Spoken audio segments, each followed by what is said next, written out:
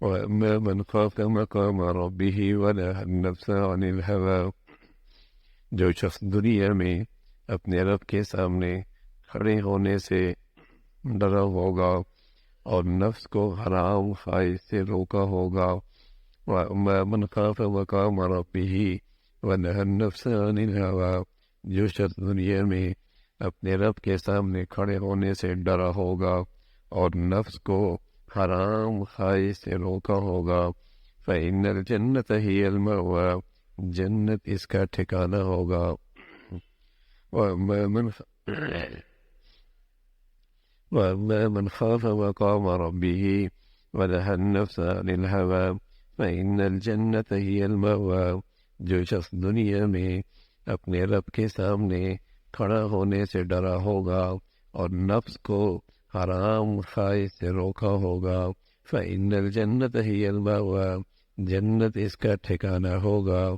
يَسْأَلُونَكَ عَنِ السَّاعَةِ أَيَّانَ مُرْسَاهَا، یہ لوگ آپ سے قیامت کے متعلق پوچھتے ہیں کہ اس کا وقوع کب ہوگا، فِيمَ أَنْتَ مِنْ ذِكْرَاهَا، تو اس کی بیان کرنے سے آپ کا کیا تعلق، إِلَىٰ رَبِّكَ مُنْتَهَاهَا، اس کے علم کے تعین کا مدار تو صرف آپ کی رب کی طرف ہے۔ يَسْأَلُونَكَ عَنِ السَّاعَةِ أَيَّانَ مُرْسَاهَا، یہ لوگ آپ سے قیامت کے متعلق پوچھتے ہیں کہ اس کا وقوع کب ہوگا، فِيمَ أَنْتَ مِنْ ذِكْرَاهَا، سو اس کے بیان کرنے سے آپ کا کیا تعلق، إِلَىٰ رَبِّكَ مُنْتَهَاهَا، اس کے علم کی تعین کا مدار تو صرف آپ کی رب کی طرف ہے۔ إِنَّمَا أَنْتَ مُنذِرُ مَن يَخْشَاهَا، اور آپ تو صرف ایسے شخص کو ڈرانے والے ہیں جو اس سے ڈرتا ہو، كَأَنَّهُمْ يَوْمَ يَرَوْنَهَا لَمْ يَلْبَثُوا إِلَّا عَشِيَّةً أَوْ ضُحَاهَا، اس کو جب دیکھیں گے تو ان کو ایسا معلوم ہوگا گویا دنیا میں صرف ایک دن کے آخری حصے میں یا اس کے اول حصے میں رہے، كَأَنَّهُمْ يَوْمَ يَرَوْنَهَا، یہ لوگ جس دن اس کو دیکھیں گے ان کو ایسا معلوم ہوگا جیسے دنیا میں صرف ایک دن کے آخری حصے میں یا اس کے اول حصے میں رہے۔ جو شخص دنیا میں اللہ سے ڈرتا رہا اور اپنے نفس کو حرام خواہشات سے روکا، اس کے لیے کامیابی ہے۔ فَمَنْ زُحْزِحَ عَنِ النَّارِ وَأُدْخِلَ الْجَنَّةَ فَقَدْ فَازَ، جو شخص جہنم سے بچ گیا، جنت میں چلا گیا، یہ کامیاب ہو گیا۔ کامیابی کا معیار ہی ہے، یہ شخص بڑا کامیاب ہے اپنی زندگی میں۔ نہ میاں زندگی میں کوئی کامیاب نہیں ہوتا، کامیابی تو مرنے کے بعد پتہ لگے، کامیابی تو مرنے کے بعد پتہ لگے، کوئی کامیابی نہیں ہے۔ اگر اس کا نام کامیابی ہوتا تو پھر تو قارون کامیاب ہوتا، پھر تو حامان کامیاب ہوتا، پھر فرعون کے پاس بڑی سلطنت تھی، وہ کامیاب ہوتا، پھر ولید بن مغیرہ کے پاس بڑی جاگیر تھی، وہ کامیاب ہوتا، پھر حضرت فاطمہ کہاں جاتے جن کے گھر میں کھانے کے لیے نہیں تھا، حضرت بلال کہاں جاتے جن کی رہائش بھی اپنی نہیں تھی۔ کامیابی کا معیار یہ نہیں، کامیابی کا معیار تو بھائی جب حقیقی زندگی کا آغاز ہوگا پھر پتہ لگے گا کون گدھے پہ سوار تھا، کون گھوڑے پہ سوار تھا، کون کامیاب ہے، کون ناکام ہے۔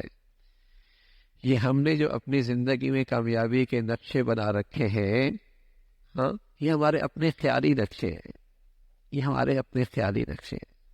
بیٹا مل گیا تو کامیاب ہو جاؤں گا، بیٹوں کو روزگار مل گیا تو بڑی کامیابی ہو جائے گی، بچی کی اچھی آمدنی ہو جائے گی تو بڑی کامیابی ہو جائے گی، زندگی کی ضروریات سہولت سے پوری ہو جائیں گی تو بڑا کامیاب ہو جائے گا۔ ہاں، یہ اپنے خیالات میں بنائے نقشے ہیں۔ اللہ کریم کے ہاں تو کامیابی کا معیار یہ ہے، فَمَنْ زُحْزِحَ عَنِ النَّارِ وَأُدْخِلَ الْجَنَّةَ فَقَدْ فَازَ، عربی زبان میں فاز کہتے ہیں کامیاب ہو گیا، یہ ہے کامیابی۔ جہنم سے بچ گیا، جنت میں چلا گیا۔ اور یہ کن خوش نصیب لوگوں کی ہوگی یہ کامیابی، اس کی نشانی بتا دی، اس کی علامت بتا دی۔ کہ آدمی ان نشانیوں کو اور علامات کو اپنی زندگی میں دیکھتا رہے تو نظر آئے گا کہ وہ کامیاب راستے پہ جا رہا ہے یا ناکامی کے راستے پہ، وہ کامیاب لوگوں کے راستے پہ چل نکلا ہے یا ناکام لوگوں کے راستوں پہ کھڑا ہے۔ کچھ نشانیاں بتا دی، اور ان نشانیوں میں یہ ہے کہ اندر خوف خدا ہو، اور اندر خوف خدا ہے یا نہیں، اس کی نشانی کیا ہے؟ اس کی نشانی یہ ہے کہ یہ اللہ کی نافرمانی سے پرہیز کرے، یہ حرام سے بچے، اللہ کے حکم توڑنے سے بچے۔ یہ نشانی ہے کہ وہاں خوف خدا ہے۔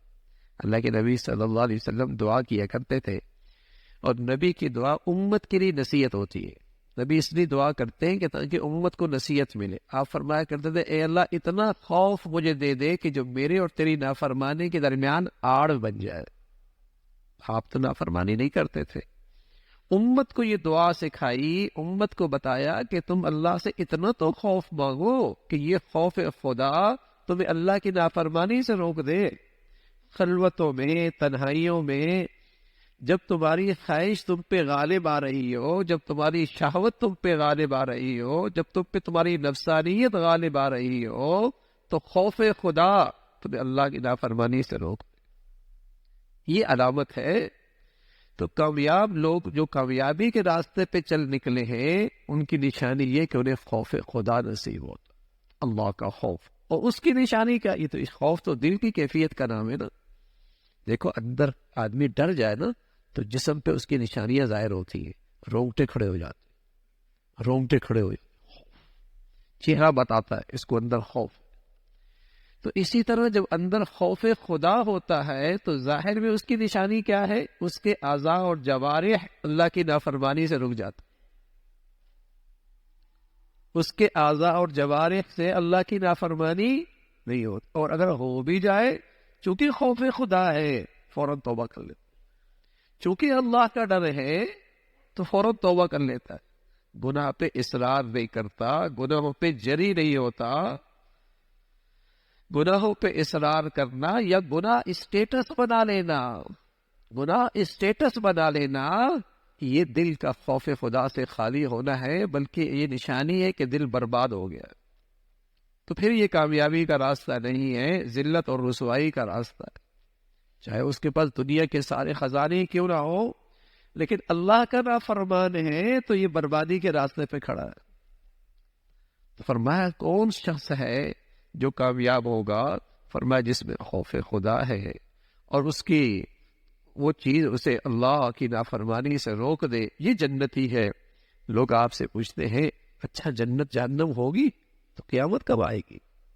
فرمایا اس کا علم تو اللہ کے پاس، اس کی تعین کا علم تو اللہ کے پاس ہے، آپ کا کام تو اس سے آگاہ کرنا ہے، خبر دینا ہے۔ جو اس چیز سے ڈرتے ہیں ان کو بتانا ہے۔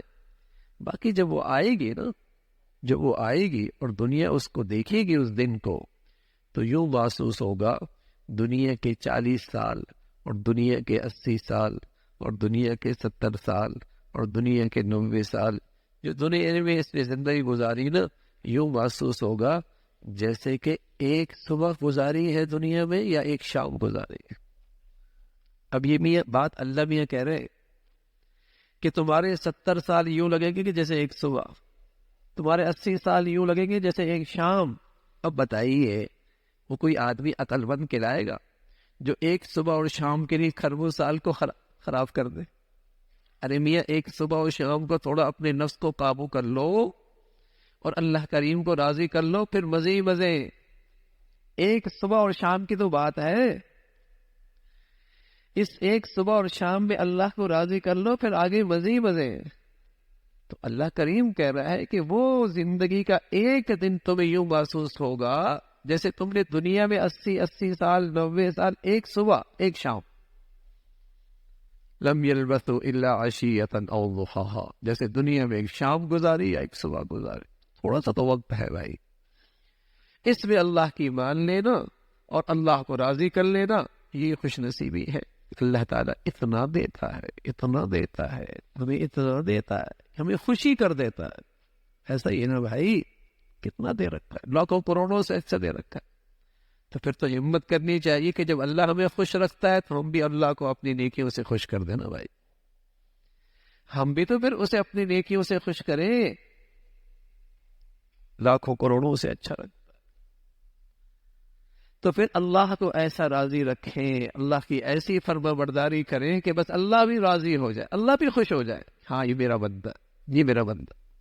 اللہ تعالیٰ بھی اپنی فرما برداری کی زندگی نصیب فرمائے۔ اللہم لک الحمد کلو ولک الشکر کلو، اللہم لک الحمد کلو ولک الشکر۔